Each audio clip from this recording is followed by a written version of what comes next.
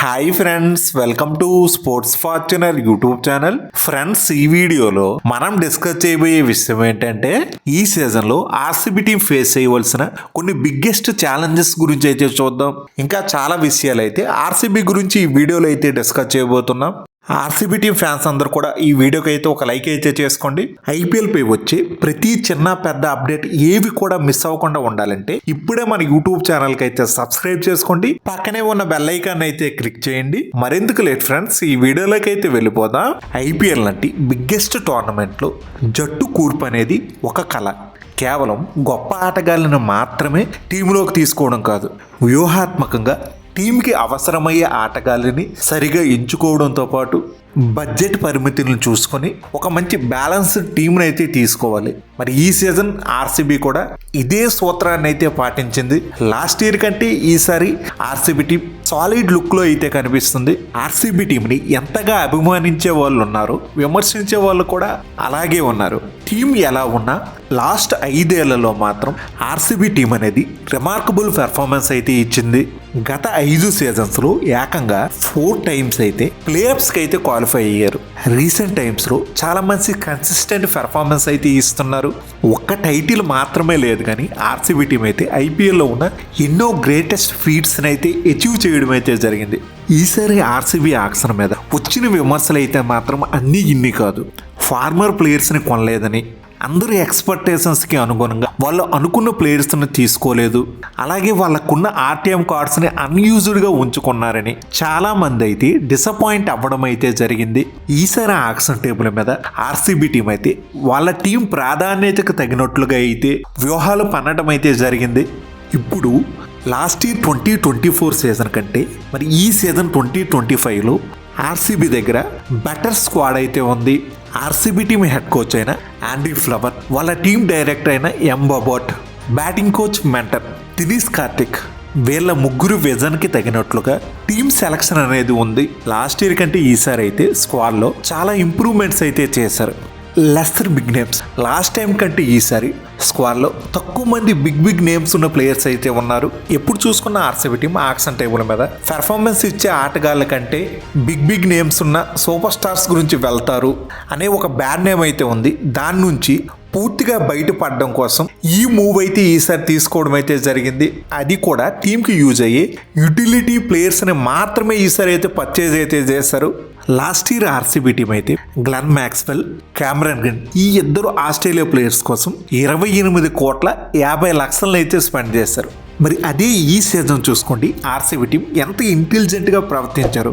Livingstone, Tim David, Jitesh Sharma, Romario Shepherd, Jacob Bethell, Manoj Bhandage వీళ్ళందరినీ కూడా last year ఇద్దరికి ఇచ్చిన అమౌంట్లో ఈసారి 6 ప్లేయర్స్ని అయితే కొన్నారు. ఈసారి తక్కువ అమౌంట్ పెట్టి తీసుకోవడం వల్ల ఈ ప్లేయర్స్ మీద లెస్సర్ ప్రెజర్ అనేది ఉంటుంది. ప్రైస్ ట్యాగ్ ప్రెజర్ అనేది ప్లేలోకి అయితే రాదు. దానివల్ల పర్ఫార్మెన్స్ కూడా పెరిగే అవకాశం అయితే ఉంటుంది. ఆర్సీబీ టీం చేసిన మరొక మెయిన్ ఇంపార్టెంట్ థింగ్ ఏంటి అంటే లాస్ట్ ఇయర్ చూసుకోండి, ప్లేయింగ్ లెవెల్లో గట్టిగా తిప్పు కొడితే బ్యాటింగ్ లైనప్లో 4-5 ప్లేయర్స్ మాత్రమే ట్రస్టెడ్ ప్లేయర్స్ అయితే ఉన్నారు. వీళ్ళలో కొంతమంది ఫెయిల్ అయ్యారు, కొంతమంది బాగా పర్ఫామ్ చేస్తారు. లాస్ట్ ఇయర్ కంటే ఇప్పుడు బ్యాటింగ్ డెప్త్ అనేది చాలా ఎక్కువైతే ఉంది.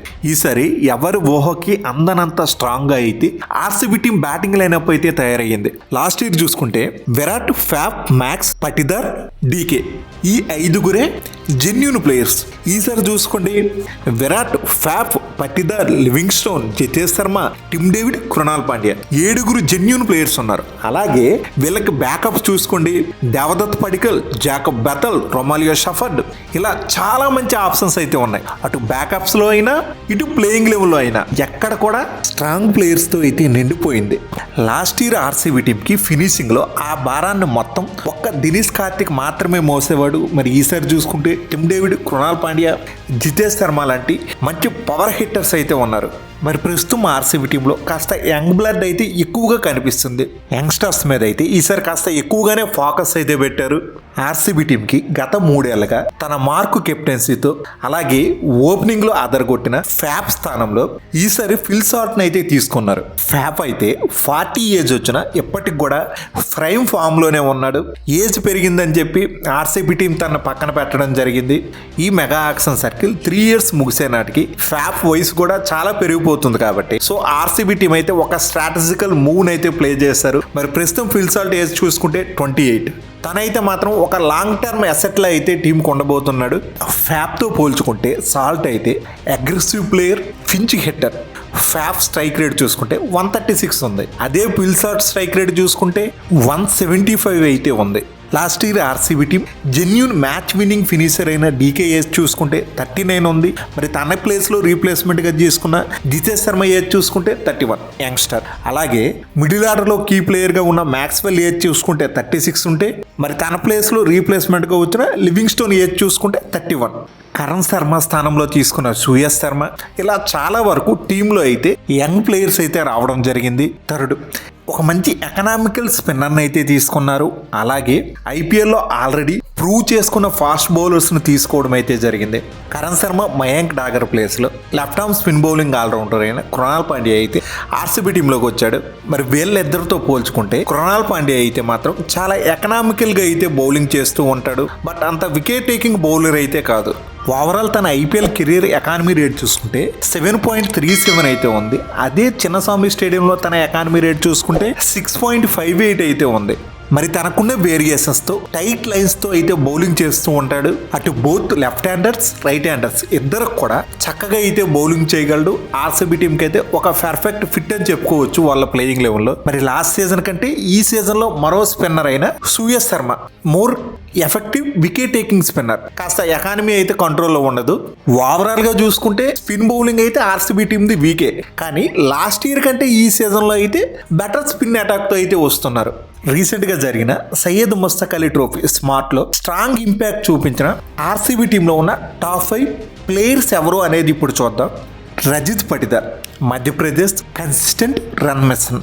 మరి తను చూసుకుంటే ఈసారి 10 మ్యాచ్ల్లో 428 పరుగులు అయితే చేశాడు. మరి ఈ టోర్నమెంట్ స్మార్ట్ హైయెస్ట్ రన్ గేటర్స్లో సెకండ్ ప్లేస్లో అయితే పటిదార్ అయితే ఉన్నాడు. ఫైనల్ మ్యాచ్లో స్టాండ్అవుట్ పెర్ఫార్మర్, అన్బీటెన్ 81 రన్స్ అయితే చేశాడు. తన రీసెంట్ ఫామ్ ఆర్సీబీ టీంకి బిగ్గెస్ట్ బూస్ట్ని అయితే ఇస్తుంది. అలాగే సెకండ్ ప్లేయర్ రసిక్ సలాందార్.